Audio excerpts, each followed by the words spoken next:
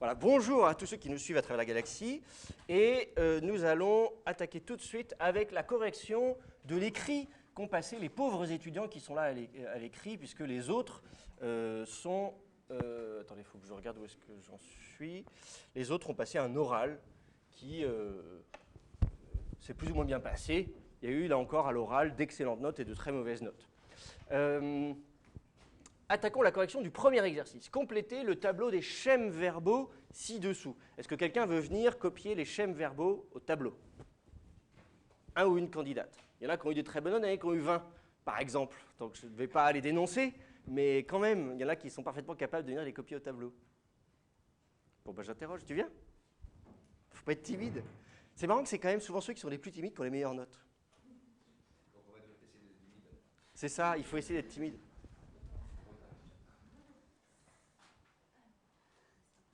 C'est un peu haut. Ah, attends. Désolé, attends, je vais bouger ça.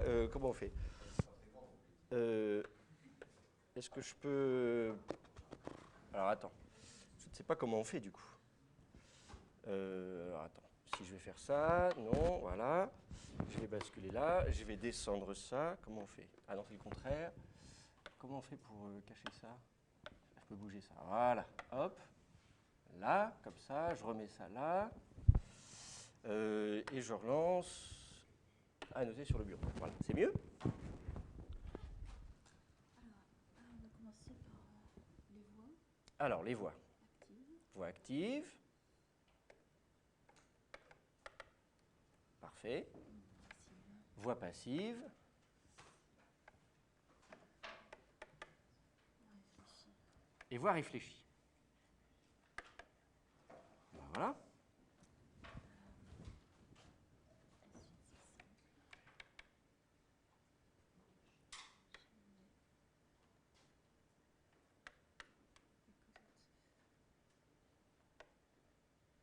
Parfait. Alors ici c'est calme. C'est le calme. Très bien. Ici il n'y a rien. Il y a une feuille. Alors, il n'y a rien en voix passive. Mais comment on fait pour exprimer la voix passive alors? Alors on se sert de la voix réfléchie. On se sert d'unifale, d'accord.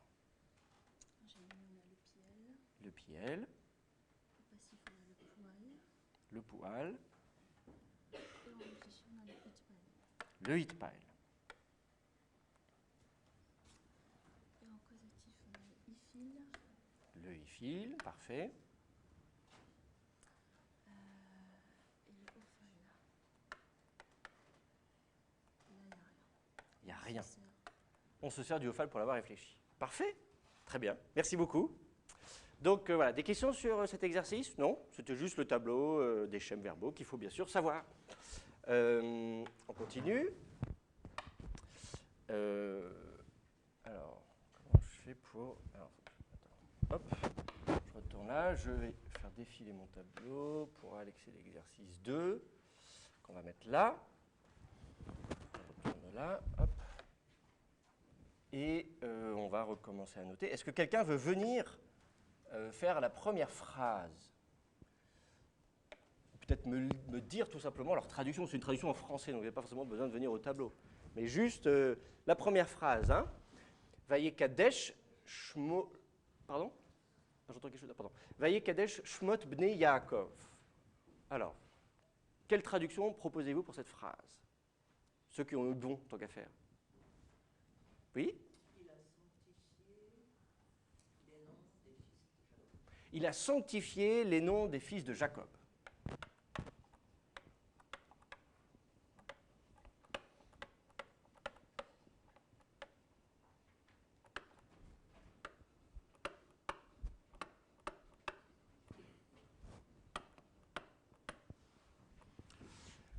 Voilà, ah oui, j'en profite pour accueillir, je les ai vus déjà lundi, mais vous avez peut-être remarqué que depuis lundi, nous avons quelques étudiants à distance, les plus braves d'entre eux, qui ont franchi des milliers de kilomètres pour nous rejoindre et assister à nos cours ici à la fac quand même. On a de la chance. Donc on est très honorés de leur présence, on espère qu'ils passent une bonne semaine.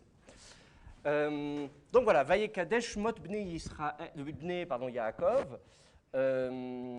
Ici, on a une chaîne d'état construit, Shmot Bnei Yaakov, les noms de les fils de Jacob. Et ici, un un piel au yiktol, yekadesh, avec un vayiktol. Voilà. Et ce verbe-là était dans votre vocabulaire à apprendre, bien sûr, puisqu'il fallait apprendre le vocabulaire à la fin de chaque leçon. Donc c'est le verbe sanctifier. Il sanctifie les noms des fils de Jacob. Il sanctifie alors, quelque chose comme ça. Hein.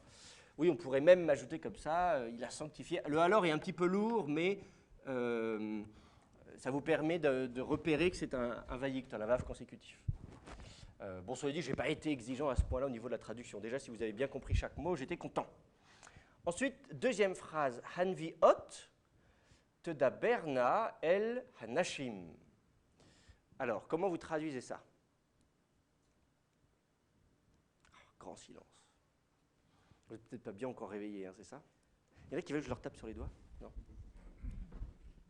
Alors? Sinon, je vais interroger ceux qui ont eu des bonnes notes. Je sais qu'il y en a qui ont réussi. Donc, bon, alors vas-y, donne-nous la réponse.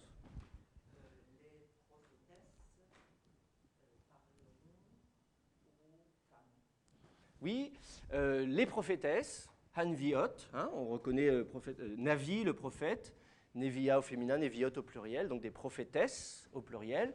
Teda Berna, c'est le verbe parler, qui est au piel, au yiktol, deuxième ou troisième féminin pluriel. Donc elle parle au pluriel, el hanashim, elle c'est en direction d'eux, donc au, hanashim, les femmes. Donc les prophétesses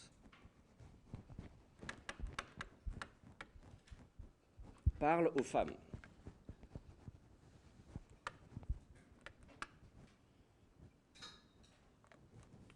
Donc une phrase avec que du féminin, il y en a quand même qui ont voulu mettre aux hommes, on sent qu'il y en a qui ont des problèmes avec l'idée qu'il y ait des femmes prophétesses ou qu'on puisse parler à des femmes, ou je sais pas, bref. Donc il y a quand même un peu de misogynie dans cette classe. Je ne dénoncerai personne. Même dans la phrase, c'est-à-dire qu'il ne faut pas parler aux hommes. Ah non, mais non, attends, c'est pas ce que j'ai dit non plus. C'est ce que j'ai lu. C'est ce que tu as lu, d'accord, ok.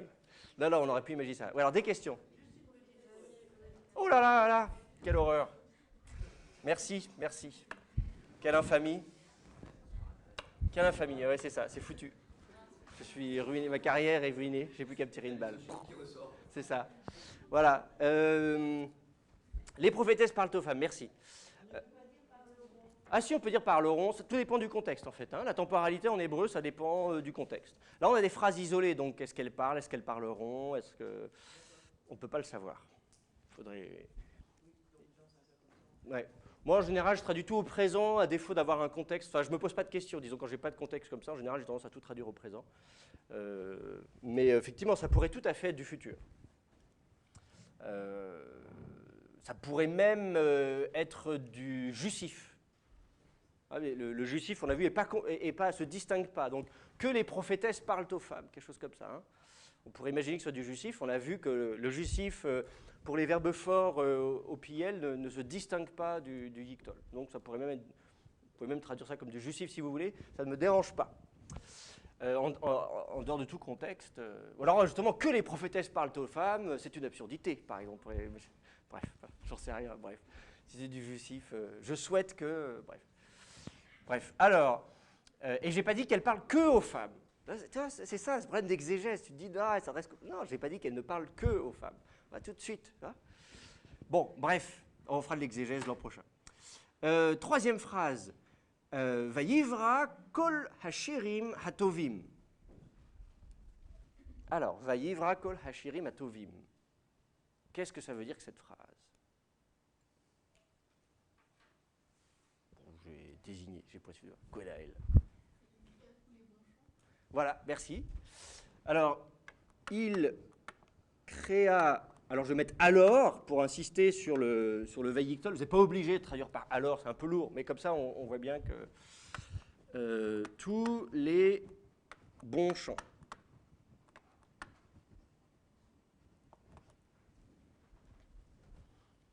Ah, on nous dit, je ne sais pas, par exemple, ça c'est pas un verset biblique, mais ça pourrait parler de Salomon, par exemple, on dit dans le livre des rois qu'il a composé des milliers de chants, tout ça.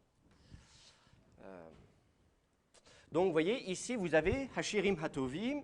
Donc, l'article défini est répété hein, pour les adjectifs. L'adjectif s'accorde en genre, en nombre, mais également en détermination avec le nom qu'il détermine. Donc, Hashirim Hatovim.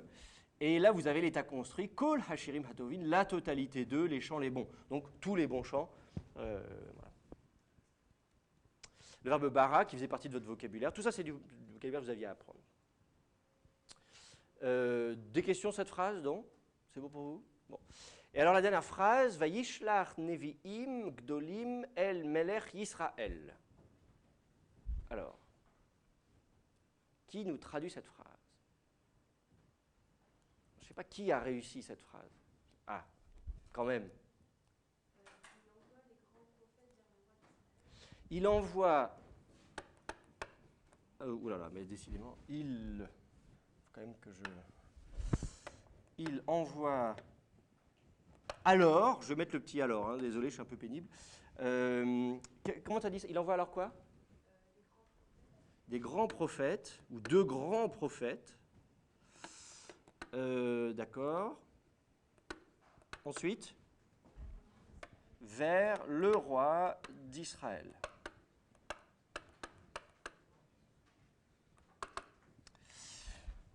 Donc, il envoie encore Vayishlar, le verbe shalar, qui veut dire envoyer, shin lamed chet, au vayiktol, nevim gdolim, donc de grands prophètes. Vous avez remarqué qu'il n'y a pas l'article défini, ce n'est pas ha-nevim, ha-gdolim. On aurait pu mettre l'article défini, il envoie les grands prophètes. Mais là, ce sont deux grands prophètes ou des grands prophètes. Il y en a plusieurs, mais ils ne sont pas déterminés.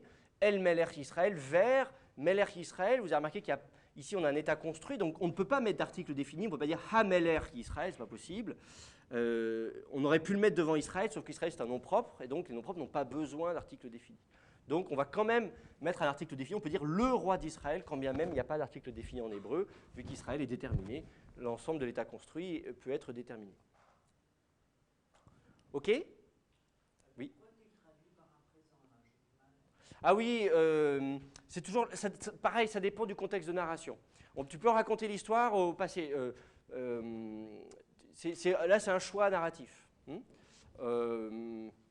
Voilà, je peux raconter, je peux dire, je peux raconter une histoire qui s'est passée. Oui, présent historique, appelez ça comme vous voulez, hein, c'est un peu l'idée. Je peux raconter toute l'histoire d'Abraham, il se lève de bon matin, il va voir sa femme, il lui dit machin, sa femme lui répond. Je peux raconter toute l'histoire, même si ça s'est passé il y a plusieurs milliers d'années, je peux quand même la raconter au présent. Hein, voilà. Voilà. Donc, et certaines traductions le font d'ailleurs, hein, voilà, c'est pas un problème en soi. Alors c'est vrai qu'on a plutôt coutume de traduire au passé les événements du passé, mais bon, après ça dépend d'une langue à l'autre en plus. Hein. Je ne sais pas, quand vous lisez des romans, je sais pas, c'est qui les plus grands, les grandes œuvres de, je sais pas, Balzac, tout ça, enfin les grands classiques de la littérature française avec des romans comme ça, à rallonge, tout ça. Il me semble qu'on utilise pas mal le français quand même, le présent, pardon. Hein? Donc, je ne suis pas, moi, un grand romancier français, ça viendra peut-être, mais même si ma vie est un immense roman, mais je me sens qu'on peut parler au présent. Il me semble qu'en français, on peut raconter une histoire au présent. Mais vous pouvez bien sûr mettre du passé. Il envoya alors de grands prophètes vers le roi d'Israël. Là encore, c'est le contexte de narration. Si vous racontez votre histoire au passé, il faut rester au passé. Si vous racontez, c'est une question de cohérence. Il faut une cohérence d'ensemble. Donc je ne vous ai pas retiré des points si vous avez mis du présent ou du passé. Ce n'était pas ce qui m'intéressait. Ce qui m'intéressait, c'est d'abord de vérifier le vocabulaire, que vous connaissiez bien votre vocabulaire. Ensuite, que vous pouviez identifier justement les syntagmes, hein, donc les groupes nominaux, Nevim Gdolim, Melech Israël, état construit, tout ça, le verbe, enfin voilà. C'était déjà ça, j'étais content si vous saviez faire ça. Pas de questions? Non? Alors on attaque l'exercice 3. Alors, je vais faire défiler. Alors, j'ai pas de. Hop. Conjuguer le verbe shin lamed même au yectol du piel. Alors, va mettre ça. Ah bah, je vais peut-être le faire sur un autre écran. Hein. L'énoncé, il est clair. Conjugué verbe Shin Lamed Mem ou Yictol de Piel. Donc, je vais plutôt faire ça. Je vais l'écrire comme ça. Donc, Shin Lamed Mem Yictol Piel. Est-ce que quelqu'un veut venir nous le conjuguer? Fabien, je suis sûr que tu sais le faire. T'as un peu oublié entre-temps? Bah oui, ça va te rafraîchir la mémoire, bien. Il faut assumer maintenant. Tu as des bonnes notes cette année, donc il faut assumer maintenant. Ah, ça fait vraiment plaisir que tu aies une bonne note comme ça. Non, mais tu as raison. Mais c'est pas fini. Non, c'est pas fini, bien sûr, il y a d'autres trucs qui vont venir. Mais déjà, c'est bien, c'est un bon départ. Alors, je commence par le singulier. Alors, tu commences par le singulier. Parfait.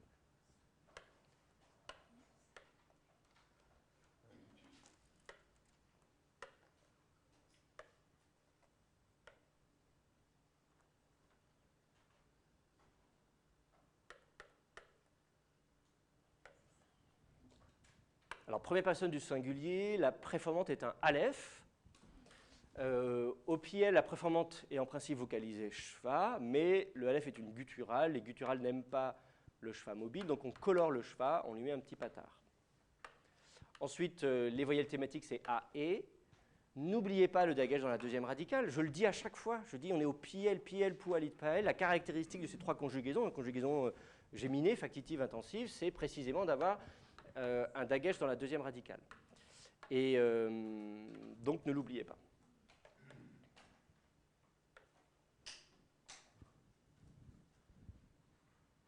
Alors deuxième personne masculin singulier, préformante tav. Deuxième personne féminin singulier, même préformante tav, mais une postformante i. Du coup, comme le même n'est pas en position finale, il ne faut pas écrire la forme finale du même. Il y en a plusieurs qui se sont fait avoir, qui ont laissé le même final. Là, ton même médial, tu l'as fait à l'envers, c'est marrant. Oui. Tu as la gomme, non, c'est quoi la gomme? Je ne trouve pas la gomme. Si, c'est ça, c'est ça, je crois. Essaye pour voir. Voilà, c'est ça. Hop. Et ensuite, voilà, le stylo, il est là. Oui. Non, au-dessus, voilà, ça. Non plus.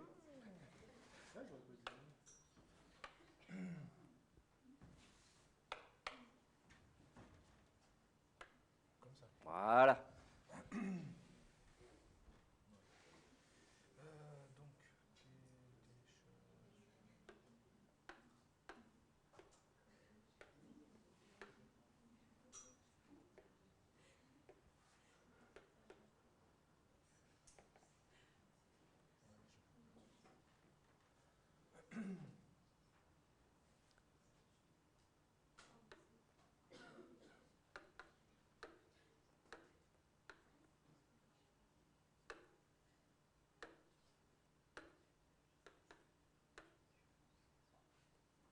Donc, Ok. Oui. Il faudra écrire un peu plus petit pour le pluriel, tu vois, si ça va tout mettre. Donc, troisième masculin singulier préformante yod, troisième féminin singulier préformante tav. Donc, les préformantes, c'est aleph, tav, tav, yod, tav.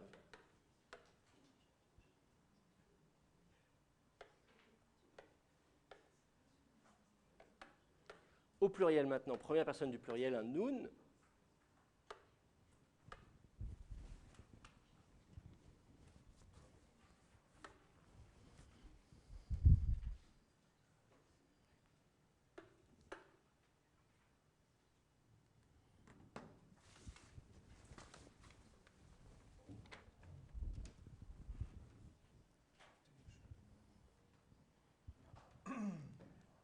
Deuxième masculin pluriel, préformante tav, postformante ou. Deuxième féminin pluriel, préformante tav, postformante na.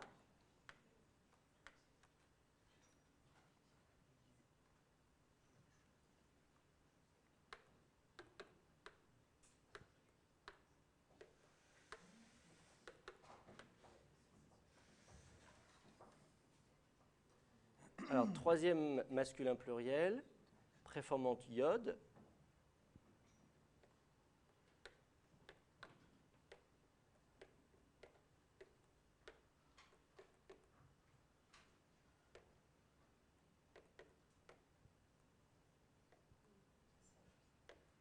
Alors, troisième féminin pluriel.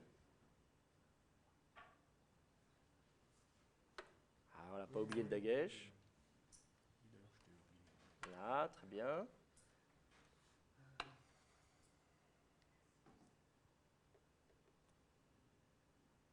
Ok, ah oui, effectivement.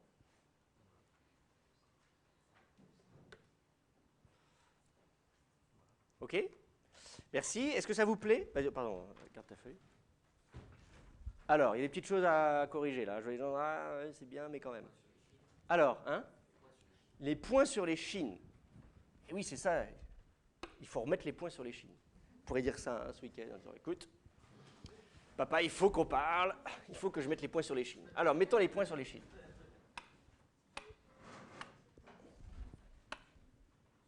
Là, il avait pensé quand même. Donc, sur la fin, il a pensé à mettre les points sur les chines, mais c'est vrai qu'au début, il avait un peu oublié. Donc, on pense aux points sur les chines. Quoi d'autre? Dis-moi, Hugo.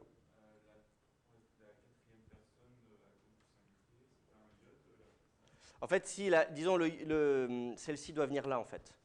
Hein, les préformantes, c'est Aleph, Tav, Tav, Yod, Tav, Nun, Tav, Tav, Yod, Tav. Donc, effectivement, la troisième masculin singulier, c'est celui-là, Yeshalem.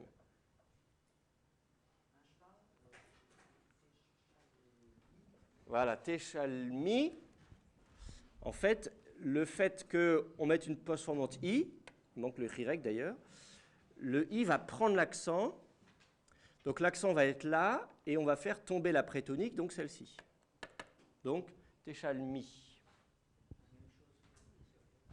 Même chose au pluriel. Ici, sous le même, tu as pensé à mettre un cheval, mais tu l'as mis sous le même. Or, le même a déjà une voyelle qui est une voyelle OU. Et ça, c'est un piège fréquent.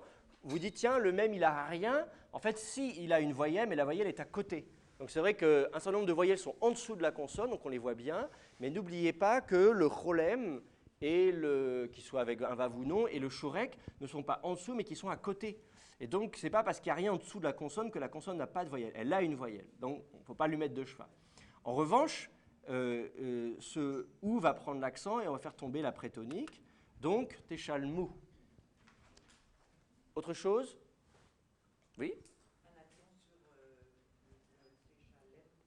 Oui, absolument. Teshalemna. Le na ici ne prend pas l'accent. Donc, l'accent reste ici. Alors, en un sens, l'accent ne bouge pas. Mais d'un autre côté, la syllabe accentuée, c'est toujours la même. C'est la même qui est accentuée, sauf que maintenant, elle n'est plus en position finale. Donc, il faut le signaler. Teshalemna. Autre chose? Non? Tout vous plaît? Tout va bien? Il y a encore des choses quand même. Oui.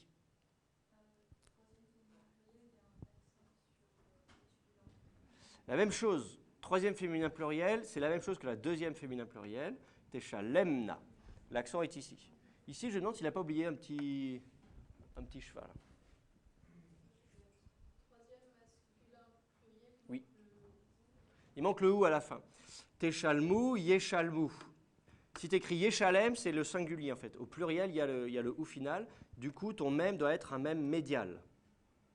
Et non pas un même final. Yeshalmu. Bon, alors ça a l'air bon là. Hashalem, Teshalem, Teshalmi, Yeshalem, Teshalem, Neshalem, Teshalmu, Teshalemna, Yeshalmu, Teshalemna. Voilà. Est-ce que c'est bon pour vous? Est-ce que vous avez des questions? Si vous avez votre copie sous les yeux, est-ce qu'il y a une faute que j'ai signalée que vous trouvez bizarre ou je sais pas, bref, non. Tout est clair pour vous. Formidable. J'ai des questions, mais pas sur le devoir, mais globalement. Oui. Attends, alors juste pour terminer, ce verbe shin lamed même que vous ne connaissez pas forcément, même si certainement vous connaissez la racine, shalom, hein, shalom. Bon. Shalom, c'est le bien-être. Et on traduit souvent par paix, mais traduction paix est très appauvri, je pense. Hein. C'est un sens beaucoup plus large que simplement la paix, c'est le bien-être, c'est le bon état de manière générale. C'est le fait d'être en bon état. Et ça s'utilise pour tout, ça s'utilise pour des objets qui sont en bon état. On va dire, tiens, cette chaise est en bon état. On peut dire qu'elle est en paix, une chaise. Hein. On va dire qu'elle est en bon état, il ne lui manque rien. Quelque chose qui est brisé, à qui il manque, tu vois, qui est cassé, on va dire, tiens, il n'est pas en bon état, il faut le remettre en bon état. Et du coup, c'est ça le sens de shilem, donc le verbe shilem même au piel, c'est du factitif, c'est faire être en bon état ou même remettre en état. Et c'est utilisé notamment dans la Bible dans un contexte de préjudice. Je sais pas, mon bœuf a défoncé ta clôture est en mauvais état, je vais la remettre en bon état. Et donc c'est remettre en état. Alors soit je le répare moi-même, c'est la réparation, ou alors c'est une compensation, c'est-à-dire je vais donner l'équivalent en argent des dommages qui ont été causés. Donc on va avoir l'idée parfois même de réparer, de compenser, de rembourser. Et je pense qu'aujourd'hui, en hébreu moderne, il faudrait demander à Eran, mais je pense qu'en hébreu moderne, c'est encore utilisé au sens de rembourser quelqu'un. Je te dois l'argent, je te rembourse. Voilà. Mais dans la Bible, vous allez le trouver, hein, notamment dans le Pentateuque, toutes les lois de réparation, hein, toutes les sections casuistiques, tout ça, s'il a fait ceci, s'il a fait cela, eh bien voilà, la compensation, la réparation, ça coûtera tant, ce sera tant, il faudra donner tel ou tel nombre de, je sais pas, enfin bref, tout ce qu'il faut donner pour compenser. C'est là que vous allez trouver le verbe shilem, donc qui va être utilisé dans ce sens-là. Donc l'idée étant de mettre ou remettre en bon état. Alors évidemment, pour quelqu'un à qui on a enlevé un bras, remettre en état, c'est les cas qui sont traités hein, dans la Bible en disant tiens, voilà, il y a eu des coups, il y a quelqu'un qui. Comment on fait pour compenser ce genre de choses? C'est pas évident. Voilà, ça c'était juste pour préciser le sens, comme ça, ça vous permet d'acquérir un peu de vocabulaire et de voir aussi comment va s'articuler le piel. C'est quand même assez puissant comme système en hébreu. Vous mettez un dagesh, là, vous passez à la conjugaison géminée et d'un seul coup, vous rentrez dans tout un état, toute une pensée sur qu'est-ce que c'est qu'être en bon état et comment faire pour remettre en bon état. Est-ce qu'on peut réparer directement? Est-ce qu'on peut compenser? Qu'est-ce qui peut compenser? Enfin voilà, ça évoque plein de choses absolument fascinantes que vous verrez quand vous ferez de l'exégèse et que donc une fois que vous aurez bien acquis de solides bases en hébreu. Et nous sommes là pour ça cette année. Alors tu avais une question plus générale. C'est sur le PL, parce qu'en fait, dans les cours, c'était marqué, si j'ai bien suivi, Ouais. quand on était au PL, on mettait un Y et un serré. Ouais. Et dans les exercices, il y avait un pata et un serré. Ouais, absolument. Alors, j'ai mis au bol, j'ai mis un pata. Juste, mais comment on fait pour choisir quand on met un... Ouais. Alors, Y serré, patard serré, on avait eu la même question la semaine dernière. Je vais le redire. En fait, en proto-sémitique, quand on travaille dans l'ensemble des langues sémitiques, pour la plupart des conjugaisons, on met que des A. C'est que des voyelles A partout. Voilà. Alors justement, on parlait avec Thibaut en disant tiens, c'est marrant, l'arabe est très conservateur. En fait, c'est souvent que le proto-sémitique, qui je rappelle est artificiel. Hein. On ne sait pas comment les gens parlaient il y a 6000 ans, voilà, ou il y a 8000 ans, on ne sait pas du tout. Hein. Je vous parle avant l'invention de l'écriture, tout ça. Mais quand on parle de proto-sémitique, tout comme on fait du proto-indo-européen, pour ceux qui étudient des langues indo-européennes, dont fait partie le français par exemple, hein, et le grec, le latin, l'allemand, l'anglais. Donc quand vous travaillez sur ce grand groupe, toutes ces grandes familles de langues, on fait des sortes d'arbres généalogiques et on explique les mécanismes pour passer d'une langue à l'autre. Donc on construit comme ça un état hypothétique d'une langue, un état antérieur qui permet de retrouver tout ce qu'il y a. Et ça reste hypothétique. Donc à chaque fois que je vous parle de proto-sémitique ou que quelqu'un vous parle de proto-sémitique, n'imaginez pas qu'il y a 10 000 ans, les gens parlaient le proto-sémitique. C'est simplement une construction, c'est un outil de logique, de raisonnement, dont on se dote pour manipuler les différentes langues. Et on le fait beaucoup sur la base de l'arabe, parce que l'arabe est simple, il n'a que 3 voyelles, et brève et longue, et qu'en plus de ça, l'arabe est la langue sémitique la mieux documentée. C'est la plus complète, avec une littérature abondante, tout ça, donc on se base souvent sur l'arabe. Puis surtout, l'arabe était beaucoup mieux connu que les autres langues sémitiques. Quand on a découvert des langues sémitiques, souvent on les déchiffrait à l'aide de l'arabe. Toujours est-il que pour la plupart des conjugaisons, on part de A, donc on part d'une base cactale. Vous avez la racine kof tête lamet qui sert de base. Donc vous mettez que des A avec ensuite les voyelles qu'il vous faut derrière. Par exemple en arabe vous aurez un A même à la troisième masculin singulier, mais c'est pas grave. Vous avez que des A. Et je disais en fait ces A, on peut prédire leur comportement en hébreu. à l'aide d'un certain nombre de règles que vous ne connaissez pas forcément. Par exemple, le A à l'initiale, on dit qu'un A bref, en syllabe initiale, donc en syllabe initiale fermée atone, eh bien que ce A bref, si ces conditions sont réunies, il devient un I en hébreu. Je vais donner l'exemple de Mariam, Myriam. Vous avez le prénom Mariam, qui est en araméen, hein, la mère de Jésus, elle s'appelle Mariam. Du coup, en hébreu, ça va devenir Myriam. Voilà, donc, voilà. Donc ça c'est d'une part. Ensuite, le A ici, ce A, quand il est en syllabe, donc un A bref, en syllabe finale, fermée et tonique, va devenir un E. Mais pas toujours. Et c'est pour ça que du coup, quand vous êtes à l'accompli, quand vous êtes au katal, hein, quand vous êtes au katal, vous allez passer à kittel. C'est pour ça que je vous dis les voyelles, c'est I et E. Mais ce E que vous voyez ici, vous ne l'aurez qu'à la troisième masculin singulier. Parce que aux autres personnes, vous aurez des postformantes. Et même à la troisième masculin singulier, parfois, vous aurez kittal. C'est pour ça, dans le tableau que je vous ai distribué, je vous ai mis entre parenthèses. Vous avez kittel ou kittal. Si vous regardez le tableau, là, les paradigmes, s'il y en a qui ne l'ont pas, je peux vous le donner. Voilà. Hop. Donc, si vous regardez la colonne du Piel et que vous descendez, là, vous avez donc kittalti, kittalta, kittalt, kittel et entre parenthèses kittal.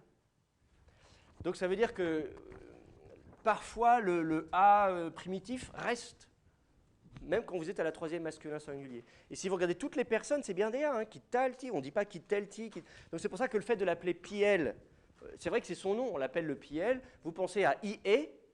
Et du coup, forcément, vous aurez tendance à mettre IE et ensuite de mettre toutes les postformantes. Et vous allez mettre kittelti, kittelta, kittel... Et en fait, c'est pas bon. Kittelnu, kitteltem, ça ne marchera pas. C'est pour ça qu'il vaut mieux apprendre kittal que kittel. En disant c'est kittal partout, kittalti, kittalta, kittalt, etc., etc. Et à la troisième masculin singulier, le plus souvent, le A devient un E. Et donc, vous allez écrire kittel. Donc, ça, c'est pour le katal. Pour le yiktol,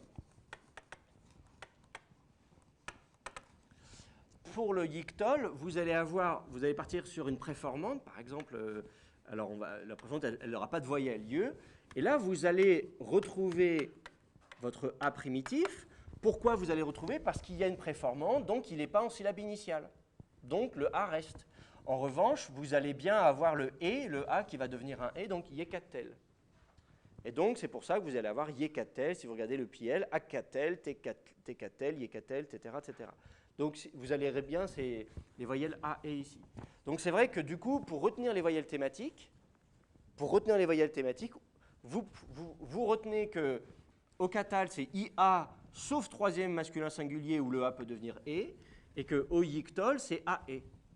Ou alors, si vous voulez, vous pouvez retenir que c'est des A primitifs et qu'il y a des mécanismes qui font que les A peuvent éventuellement changer. Mais ce n'est pas non plus... voilà, donc je vous donne l'explication. Si ça vous intéresse, vous apprenez. Si l'explication ne vous intéresse pas, vous apprenez simplement que c'est ça les formes. Vous apprenez votre tableau et puis basta. D'autres questions? Non, c'est bon pour vous? Bon, parfait. Alors, la semaine dernière, on a vu les pronoms possessifs.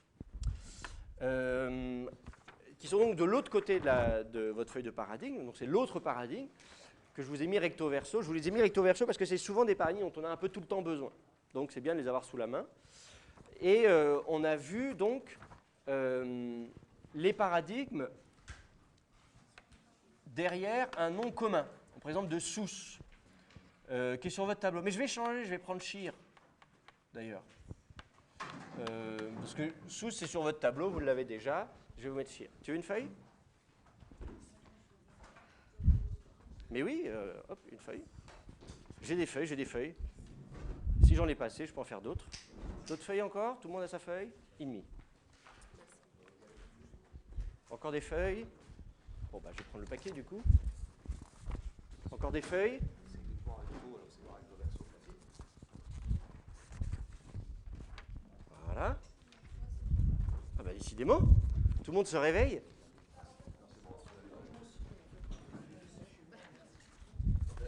En fait, celui-là, d'accord.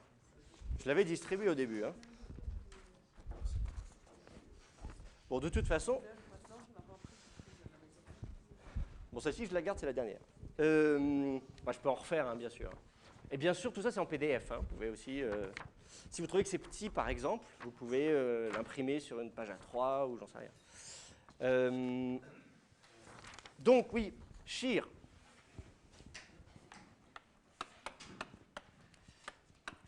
On a vu la semaine dernière, 1, 2, 3, 4,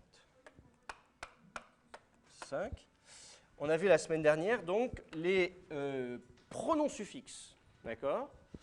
Donc le chant de moi, chérie, le chant de toi, cha, en disant que le cha en général prend l'accent, ce qui est assez surprenant puisqu'il est consonne-voyelle. Et donc, et qu'en plus de ça, il fait chuter la voyelle de liaison. Shir, cha, shirech, deuxième féminin singulier. Troisième féminin singulier, shir, hu, que vous pouvez trouver, hein, qui existe. Pardon, alors du coup, si vous mettez hu, il ne prendra pas l'accent. Hop, hop, hop. Ça va faire shirehu. Donc vous mettez shir plus hu, hein, le pronom,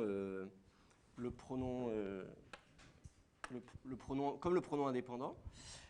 Sauf que la plupart du temps, ce hu, le he va s'amuir, va s'affaiblir. Shirehu, ça va faire shireu, quelque chose comme ça, et à la fin, ça va faire shiro. Donc, je vais l'écrire là, comme ça, en bleu, shiro. D'accord? Ça, c'est la forme la plus fréquente. Shirehu, ça, c'est la forme... elle existe, mais elle n'est pas très bien attestée. Et puis, troisième féminin singulier, shirah, avec un baume à pic, puisque le suffixe, ce n'est pas juste un A, ce n'est pas juste une voyelle A, c'est une consonne he. Hein, j'insiste bien, le suffixe est une consonne he. Donc, shirah, et parfois même vous aurez shiraha, alors peut-être pas derrière un nom commun, mais vous allez voir dans un certain nombre de cas, derrière des prépositions, par exemple, des fois vous aurez le ha, au lieu que le he soit, au lieu que ça se termine par une consonne, on va lui mettre une voyelle finale, shiraha, quelque chose comme ça. Donc, mais le he, il est bien consonantique. Donc ça c'est pour le singulier, et donc au pluriel,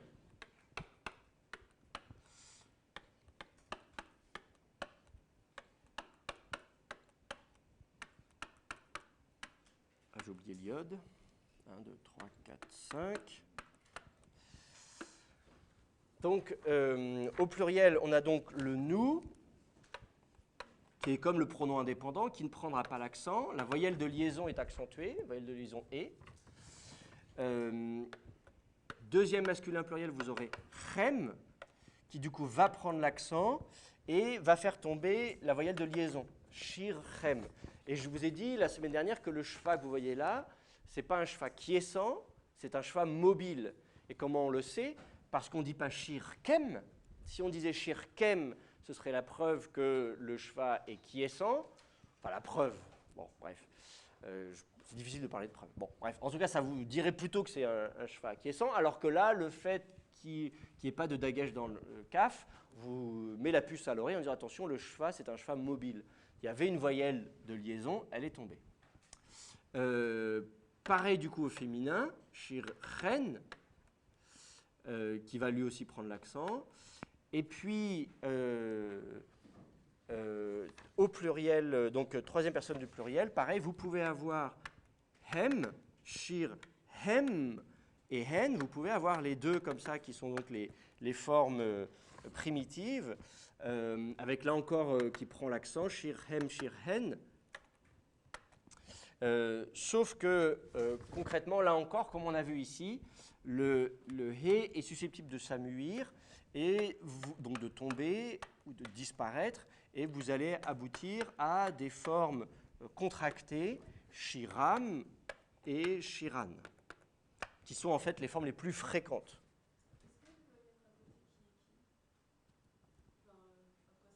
Ah, alors attends, oui, je peux mettre première personne commune du singulier, deuxième personne masculin singulier, deuxième personne féminin singulier, troisième personne masculin singulier, troisième personne féminin singulier, première personne commune du pluriel, deuxième personne masculin pluriel, deuxième féminin pluriel, troisième masculin pluriel et troisième féminin pluriel. Voilà.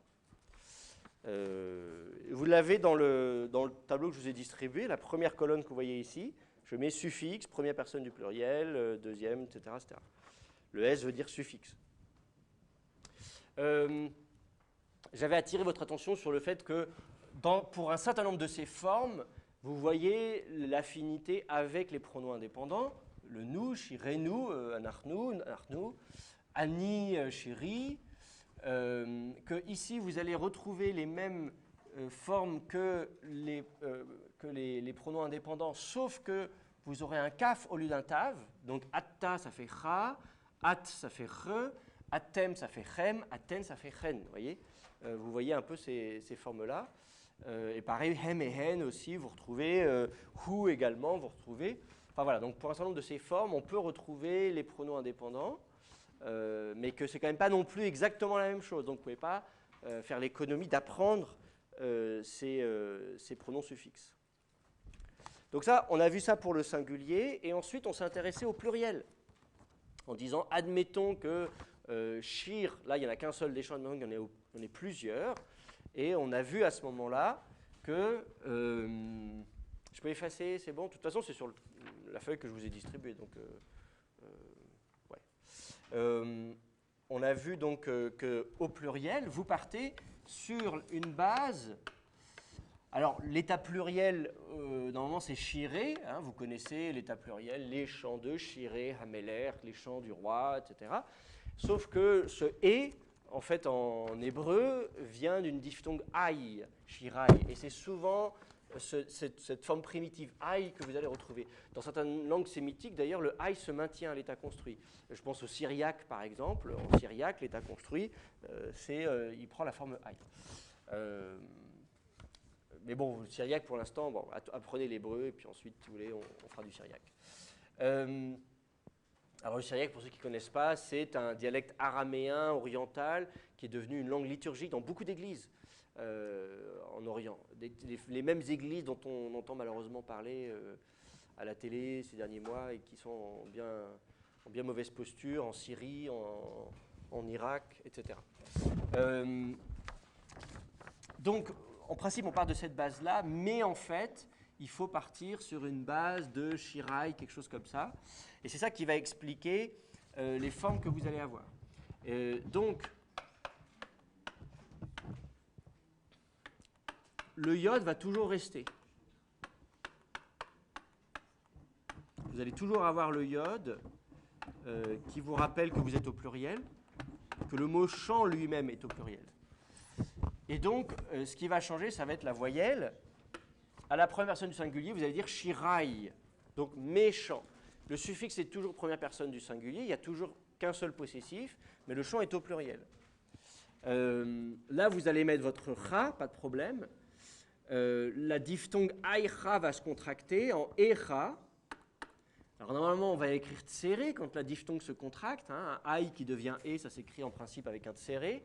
Mais je vous avais expliqué que sous l'influence du kametz, ça devient ségol. Et il y avait une petite note, vous voyez, c'est la note 4 dans le paradigme que je vous ai distribué. Ségol au lieu de tséré sous l'influence du kametz qui suit. Vous voyez. Le cha ne va pas prendre l'accent. Le re ne bouge pas non plus, shirer. Donc vous voyez que les suffixes, c'est toujours à peu près les mêmes. Alors, sauf que là, du coup, pour la deuxième féminin singulier, on va laisser la diphtongue aïr. Sauf qu'en hébreu, aïr, on ne peut pas laisser, je ne peux pas écrire comme ça un petit. Où est-ce que je vais écrire ça comme ça? Oui, je ne peux pas écrire une finale aïr comme ça, avec deux consonnes qui se suivent. Vous savez, deux consonnes qui se suivent en fin de mot, on n'aime pas ça en hébreu. On n'aime pas deux consonnes qui se suivent en fin de mot. Donc, aïr, ce n'est pas possible. Donc, il va y avoir ce qu'on appelle une anaptyx. Je vous avais expliqué, on a vu l'exemple d'anaptyx. C'est-à-dire que quand on a deux consonnes en fin de mot, on vient mettre une petite voyelle entre les deux consonnes. Alors, cette voyelle, en général, c'est un ségol en hébreu. Mais on a dit dans un certain nombre de cas, ce n'était pas toujours un ségol. Par exemple, les gutturales, elles vont préférer un patar, forcément. Et là, le yod, il va préférer un i, forcément. Donc, on va lui mettre un petit i. Alors, attendez, je vais le mettre dans une autre couleur, quand même. Donc, on va mettre un petit i, mais il ne saurait prendre l'accent, évidemment. C'est une anaptyx. Donc, on va dire shiraïr. Alors, ensuite, on a continué. On a vu que c'était un vav. Alors, on pourrait imaginer d'avoir aihu, d'ailleurs. Alors, je ne sais pas si c'est attesté, d'ailleurs. Si c'est attesté, donc je vais vous le mettre carrément. On voudrait toujours mettre le hu derrière, hein, toujours pareil, qui ne prendra pas l'accent. Et du coup, on pourrait avoir shirehu. Donc ça, c'est possible d'avoir ça. Mais là encore, vous allez avoir une forme contractée où le he va tomber, comme au singulier. Vous allez retrouver avec un vav tout seul. Et là, normalement, on pourrait imaginer avoir shirev avec un serré encore, shirev. Mais en réalité, les massorètes vocalisent shirav parce qu'ils dépendent d'une autre tradition de prononciation où justement la diphtongue aï, aïv, la triphtongue aïw, c'est contracté en aou. Donc ils dépendent d'une autre tradition de prononciation que celle qui est indiquée par le texte massorétique. Donc le texte consonantique des massorètes a un yod, mais les massorètes vous mettent quand même un kametz. Donc vous vous retrouvez avec cette forme aberrante d'un yod qui est présenté comme mère de lecture pour un kametz. Donc c'est vraiment voilà, c'est une aberration. Mais bon, vous pouvez quand même, il faut quand même l'apprendre, shirav. Et il ne faut pas prononcer le yod, il ne faut pas dire shiraïv, il faut dire shirav. Hein, le yod n'est pas une consonne. Alors c'est bien que le yod soit là parce que ça vous rappelle quand même que c'est du pluriel. Si vous remarquez, vous avez le yod à toutes les formes. Et puis enfin, trois. Pardon? Il n'y a plus le. Ah, pardon, si, autant pour moi. Si, la mère de lecture, si, voyons. Mettons-lui un petit. Bon, les mères de lecture, elles sont jamais absolument indispensables. Hein. Vous pouvez toujours avoir shir écrit sans mère de lecture yod. Mais enfin, quand même, là, le mot shir, quand même, on l'écrit en général avec un yod. Donc, écrivez-le plutôt avec un yod. Ce sera rare les fois où vous le verrez écrit sans yod. Et donc, je vous disais donc ce he, hein, le troisième féminin singulier, le suffixe, je vous disais attention, ce n'est pas un a, c'est un he. C'est pour ça que vous mettez un mapix s'il est en fin de mot. Là, en l'occurrence, il est suivi d'une voyelle. Donc, on sait que c'est une consonne, il n'y a pas de doute là-dessus, donc il n'y a pas besoin de mettre un mapic. Shire, ha. Alors, c'est pareil, on voudrait mettre un petit serré, mais comme il y a un kametz, même remarque que pour ici, le kametz va attirer le tséré vers un son a. Hein, on décale d'un cran. Le tséré, vous le décalez d'un cran, vous arrivez à un ségol. Et le ha ne prend pas l'accent, donc ça fait shire, ha. Donc, ça, c'est ce que vous avez au singulier. Et au pluriel, donc pareil, au pluriel, vous allez écrire shir avec votre yod du pluriel, de l'état construit au pluriel.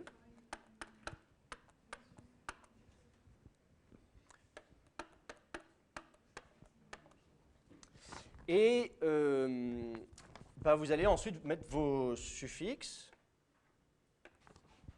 Et là, c'est pareil, pas de grande surprise. Vous allez encore mettre le nous ici, première personne du pluriel, shir, qui ne va pas prendre l'accent. Et vous avez un tséré ici, shirenu. Alors, vous remarquez que ce n'est pas très différent du singulier. Si je vous mets rapidement le tableau précédent, vous voyez, shirenu, ici écrit sans mère de lecture, et là, shirenu, écrit avec mère de lecture. Donc effectivement, c'est juste la mère de lecture qui fait la différence. Et comme les mères de lecture, bon, en général, je vous dis, elles ne sont pas systématiques, là quand même, avec un peu de chance, vous l'aurez, parce qu'on sait que c'est la seule différence entre le singulier et le pluriel. Au lieu de dire nos champs et notre champ.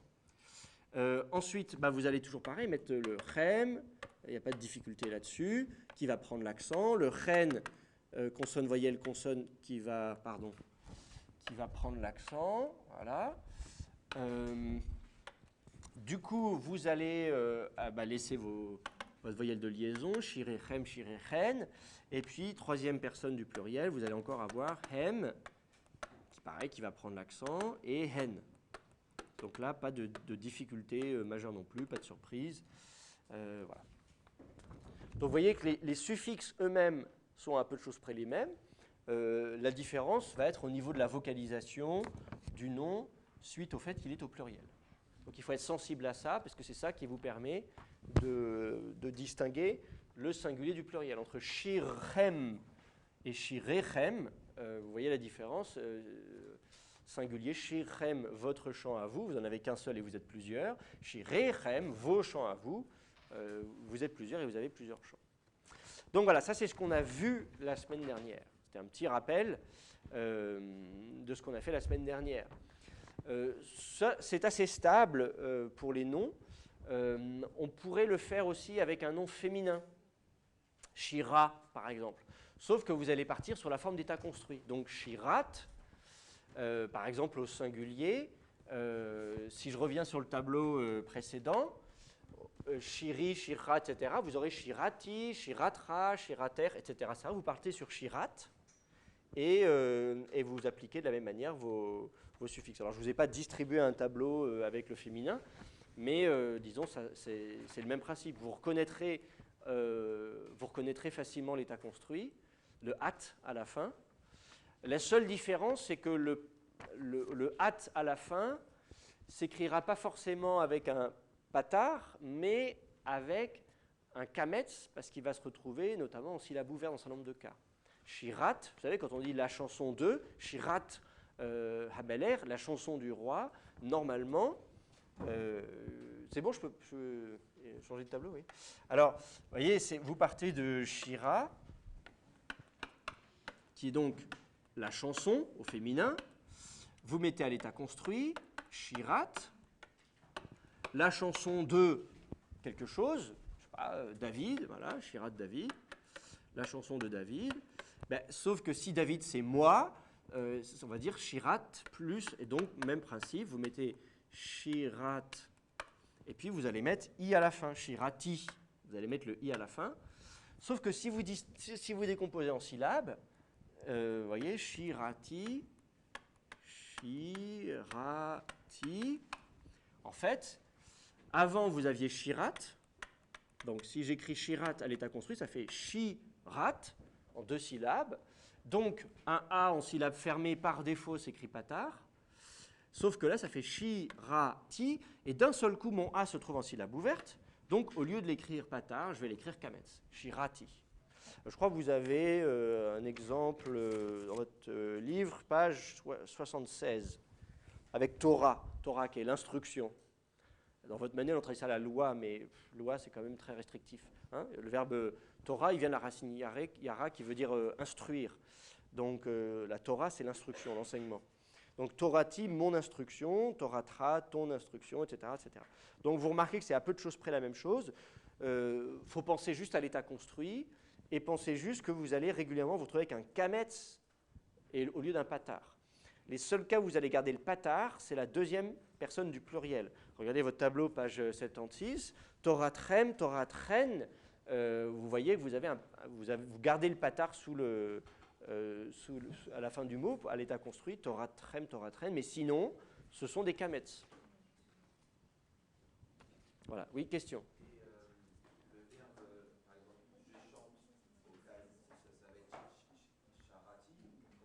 Ah oui, alors non, en fait,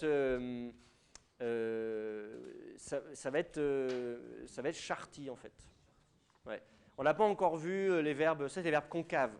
Ce qu'on appelle les verbes concaves. Le verbe shir, il existe, le verbe chanter, Mais du coup, au lieu d'avoir 3 consonnes, celle du milieu, le yod, est devenue une voyelle. Donc ça va changer des choses. Donc voilà. Au Yictol, c'est plus facile. On va dire Achir, je chante, Tachir, tu chantes. Donc vous retrouvez Aleph, Tav, Tav, Yod, Tav, avec Shir comme base. Pour le Kal, ça va être différent. Mais on n'a pas encore vu ça, donc je ne veux pas vous embrouiller. Voilà, donc vous voyez, ce n'est pas très difficile de passer au féminin. Et pareil, si vous êtes au pluriel, mais je ne sais pas s'il y a des exemples dans votre bouquin quelque part. Hein? Le pluriel est page 209. Alors c'est un peu bizarre, ouais, c'est des choses parfois un peu dans le manuel qui sont...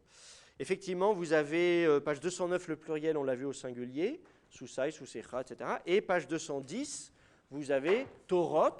Alors c'est pareil, vous partez au pluriel donc de Shirot. Oups, pardon. Si je change de... Donc, pour résumer ce que je vous ai dit, vous aurez donc un Kametz, sauf deuxième personne du pluriel. À la deuxième personne du pluriel, vous aurez le patard. Mais sinon, il y a juste ça à retenir. Et si vous êtes au pluriel, vous partez sur la base donc de Shirot, par exemple, ou Torot, enfin ce que vous voulez. Et là encore, ce n'est pas compliqué, vous partez sur Shirot et vous allez mettre... alors là, l'état construit, c'est le même. Hein, Shirot, il n'y a pas de différence à l'état construit. Et vous allez mettre les pronoms suffixes que vous avez appris. Donc, Shirotai, Shirotecha, Shirotaïr, etc. Shirotav, Shiroteha. Vous avez tout, page 210. C'est exactement la même chose que le pluriel qu'on vient de voir au masculin pluriel, sauf que vous écrivez Shirot et c'est la même chose. Donc, vous n'avez rien à apprendre pour ça. OK ? Et donc ça, c'est pour le féminin. Donc c'est pour ça que je ne l'ai pas mis sur le paradigme. D'abord, je n'ai pas beaucoup de place sur le tableau et ça ne me paraissait pas indispensable d'avoir ça. Vous savez facilement comment faire pour des noms donc au féminin. Ce que je voulais voir avec vous encore aujourd'hui, c'est le cas des prépositions qui sont dans le registre inférieur de votre tableau. Pour les prépositions, on va retrouver à peu de choses près les mêmes suffixes, mais il y a quelques petites différences, et ces petites différences, il faut les connaître, parce que c'est là que vous allez faire des fautes. Donc, si je prends la préposition lamed, par exemple, 1, 2, 3, 4, 5, vous allez retrouver à peu de choses près la même chose. Par exemple, pour moi, hein, préposition lamed qui indique la direction. Je vous rappelle les prépositions de base qu'on a déjà étudiées. La préposition bet indique la position. La préposition lamed indique la direction. La préposition kaf indique la comparaison. La préposition min indique l'origine. Voilà. Donc, li, c'est donc à moi, pour moi.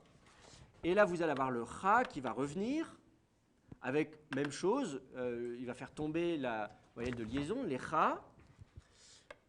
Là, vous allez avoir de la même manière le kaf ici avec un cheval au deuxième féminin singulier, mais la différence que vous allez avoir, c'est qu'ici, vous n'aurez pas la même voyelle. Vous aurez un A ici, l'ar. On ne dit pas l'ech, on dit l'ar. Et ça, c'est une différence par rapport au nom. Hein, si on dit ton chant à toi, femme, on va dire shirech, alors que là, on va dire à toi, on va dire l'ar et pas l'ech. Donc notez ça, ça c'est une différence dans vos tableaux. J'ai fait une petite note, note numéro 13. C'est une différence majeure entre les prépositions d'une part et d'autre part les verbes et les noms. Si vous mettez un pronom suffixe derrière un nom, vous mettez une voyelle de liaison « et », alors que là, vous mettez une voyelle de liaison « a ». Pour le reste, pas de problème, l'eau. Et ici, pareil, là, il n'y a pas de différence. Donc, si vous regardez concrètement, vous voulez mettre des pronoms suffixes derrière la préposition lamed, ce sont les mêmes pronoms suffixes que vous allez mettre derrière que ceux que vous mettez derrière un nom. La seule différence à retenir, c'est la voyelle de liaison a et le nom et. C'est clair? Voilà, donc retenez ça. Ensuite, au pluriel,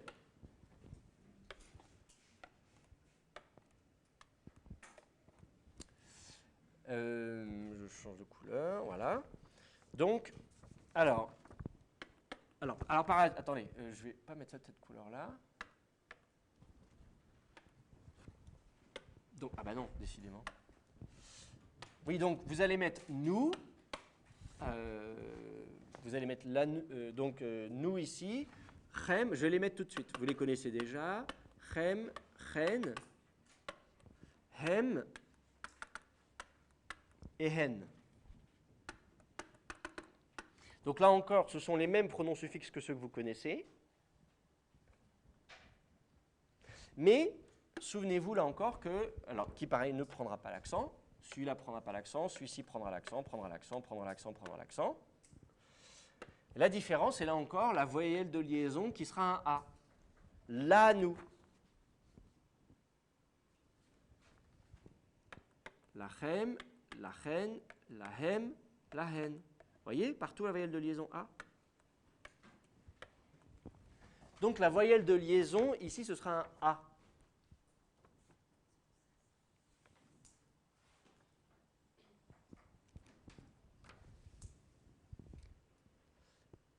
Et alors, et non seulement la voyelle de liaison, c'est un A, mais la voyelle de liaison, elle ne tombe pas.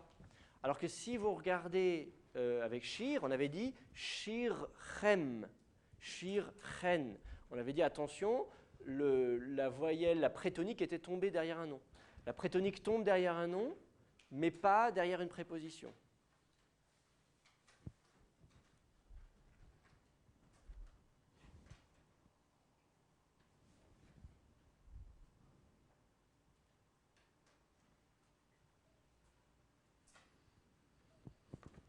Alors forcément, il y a toujours des histoires avec le hé qui peut tomber. Donc par exemple, vous pourriez avoir un truc du genre, vous pourriez avoir l'âme, quelque chose comme ça, l'âne. Voilà, je vous ai mis entre parenthèses des formes alternatives. Ou au contraire, vous pouvez avoir une forme longue. Vous savez que les pronoms indépendants, on avait vu que c'était hem ou hemma, hen ou henna. Ben là, c'est pareil, vous pouvez avoir la hemma, la henna. Je vous ai mis entre parenthèses avec la forme longue. Donc vous avez ou bien la forme longue, hemma, ou bien hem tout court, ou bien même plus de hé du tout. Donc vous avez, mais apprenez surtout les formes principales. C'est celle-là qu'il faut retenir.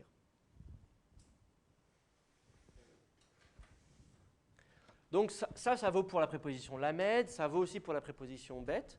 Et je vous ai mis sur d'autres prépositions qui, mais on les verra en son temps, mais qui ont des particularités. Par exemple, la préposition kaf.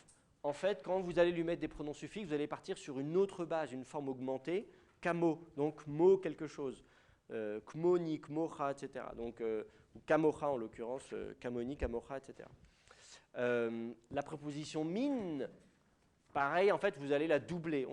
Tout ça, ça viendra dans des sons, mais je vous le dis tout de suite. Vous voyez, donc, vous avez min, min, c'est comme si vous doubliez votre préposition min. Min, min, plus vous avez mimeni, mimeni. Alors le nun s'assimile, ça vous fait des formes un peu bizarres. Mimeni, mimcha ou mimeka, mimer, etc. Donc ça, on l'apprendra une autre fois, etc., etc. La seule autre préposition dont je voulais vous parler aujourd'hui, c'est celle qui est tout à droite de votre tableau, la préposition al. En fait, cette préposition-là, et d'autres prépositions, c'est le cas aussi de la préposition el, hein. El, vers, avec un aleph, al avec un aïn ou el avec un aleph. En fait, ce sont des prépositions qui vont se comporter, quand il s'agit de prendre des suffixes, hein, comme si c'était des noms au pluriel. Autrement dit, vous allez leur mettre le yod, le fameux yod de l'état construit. Et au lieu de dire Ali, par exemple, sur moi, comme on dirait Shiri, je vais vous rappeler au tableau ce que c'était. Voilà. Au lieu de dire Shiri, comme si Shir c'était du singulier, vous mettez I. En fait, vous allez écrire, comme vous écrivez Shirai, méchant, ben vous allez écrire Alai. Alors c'est facile à retenir puisque tout le monde aime beaucoup l'ail, et donc voilà. Et donc vous allez écrire comme ça Alai. Et vous pouvez regarder le tableau ensuite. Hein. Alecha, Alaïr, Aleha. Oui. Ah ben c'est sûr, c'est une préposition sûre. C'est juste, d'un point de vue morphologique, elle va se comporter comme si c'était du pluriel. Mais ça reste une préposition. Donc sur moi, sur toi, sur lui, sur elle, sur nous. C'est juste que quand vous lisez le mot, la forme des pronoms suffixes, les pronoms suffixes se placent comme si c'était derrière un nom au pluriel. Et il y a quelques prépositions qui fonctionnent comme ça. Quand elles prennent des pronoms suffixes, au lieu de prendre les pronoms suffixes simples, comme on a vu avec la préposition lamed, li, lecha, l'ar, lo, etc., en fait, elles vont prendre des pronoms suffixes morphologiquement. Ça va être comme si vous partiez sur une base de pluriel. Et je vous le mets entre parenthèses, vous voyez, petite note 10, se comporte comme un nom pluriel. Allez, comme si vous partiez sur quelque chose. Et d'ailleurs, cette forme, vous allez parfois la trouver dans les psaumes, la forme pluriel construit. Allez sur les toits, sur les maisons, etc. Vous allez avoir aller au lieu de al. Et le sens est exactement le même. Le sens est exactement, ça ne change absolument rien au niveau du sens, c'est juste au niveau de la morphologie. Donc ça, il faut le savoir. Il y a quelques prépositions qui sont concernées. Les deux prépositions avec lesquelles vous allez très souvent travailler, c'est al, qui veut dire sur, et el, qui veut dire vers. Donc, attention à ces propositions-là, al, el. Il y a aussi, par exemple, souvent tachat, qui veut dire en dessous, qui se comporte comme ça aussi. Enfin, il y en a d'autres, hein, je suis en train de réfléchir à... Mais enfin, disons déjà, celle-ci, c'est celle dont vous avez le plus besoin. Il faut le savoir d'emblée. La préposition al, et c'est le cas de quelques autres prépositions aussi, se comporte comme si c'était des noms pluriels. Donc, en un sens, vous n'avez pas grand-chose à apprendre, puisque vous connaissez déjà les pronoms suffixes derrière des noms pluriels. Donc, ce sont les mêmes, mais il faut juste savoir que ce sont ceux-là. Mais sinon, effectivement, ensuite, elle se comporte de façon régulière. Il n'y a pas de surprise. Si vous savez qu'il faut faire comme si c'était des noms pluriels. Donc, il va toujours falloir partir. Moi, je veux bien qu'on le fasse, hein, mais en même temps, vous l'avez dans votre tableau. Là, ça va faire aller, cha. Le cha ne va pas prendre l'accent. L'accent va être ici. Donc, on va aller mettre un tséré qui va devenir un ségol sous l'influence du kametz. Etc., etc. Voilà. La seule chose peut-être à noter, c'est peut-être le fait qu'aux deuxième personne du pluriel, vous allez avoir le chem, par exemple, ici, qui lui va prendre l'accent. Il va y avoir un serré ici. Et du coup, vous allez avoir la chute de l'antéprétonique. Donc ici, peut-être noter que l'antéprétonique tombe à l'échem. À l'échem, vous allez avoir la chute de l'antéprétonique.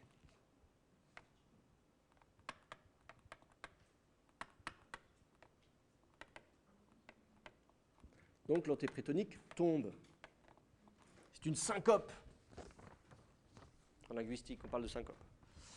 Donc la voyelle va tomber. Alors comme c'est une gutturale, forcément, elle va quand même vouloir qu'on colore le schwa. Donc on va quand même le colorer, on va lui mettre un khatef pata. Ce qui fait que dans la prononciation, ça ne change pas grand-chose. C'est censé être une voyelle ultra brève. Alechem. Enfin, cela dit, quand on parle, on fait alay, alecha, alaïr, alav, aleha, alenu, alechem, alechen, etc. Quand on le dit à l'oral, on n'entend pas beaucoup la différence. Il faut juste savoir que du coup, vous aurez ça, deuxième et troisième personne du pluriel, les suffixes lourds prennent l'accent, l'antéprétonique tombe. C'est peut-être la seule remarque que j'ai à faire dans ce tableau. Et ce serait pareil avec la préposition elle. Et là encore, vous avez ça dans le bouquin, du coup, j'imagine, du côté de la page 210, pareil. Voilà, vous l'avez, page 211, vous avez la préposition al, la préposition elle, la préposition tachat, qui fonctionne de cette fonction-là. Tachat, ça veut dire en dessous.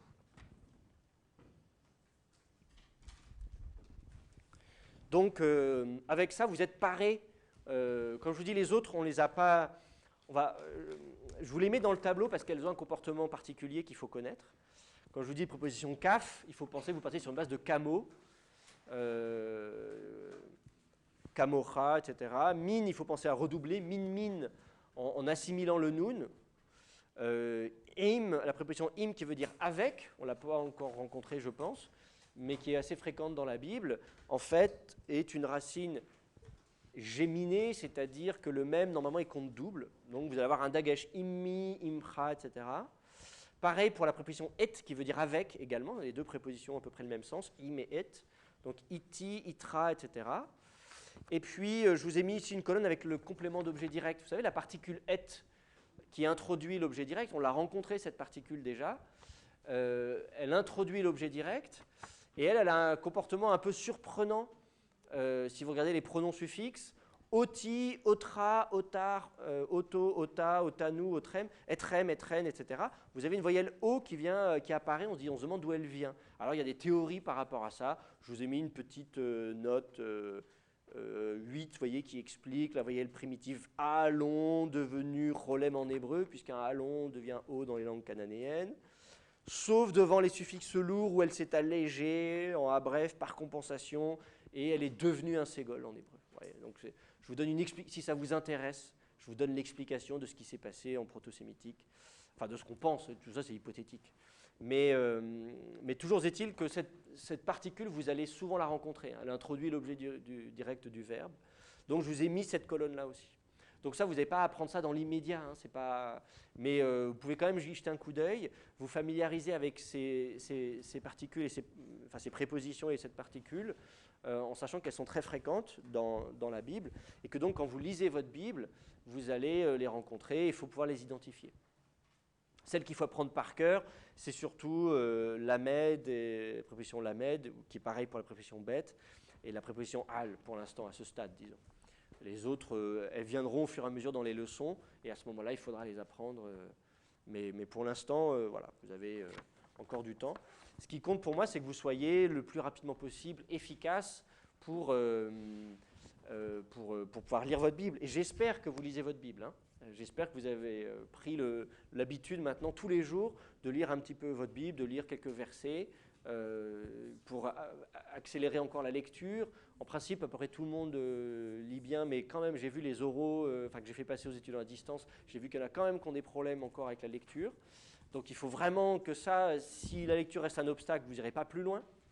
Et donc, accélérer la lecture, avoir une familiarité avec la langue, lisez des versets, regardez la traduction avec une interlinéaire, et voilà, là, vous êtes parés. Donc, on se retrouve, bonne journée à tous, on se retrouve demain matin à 8h30.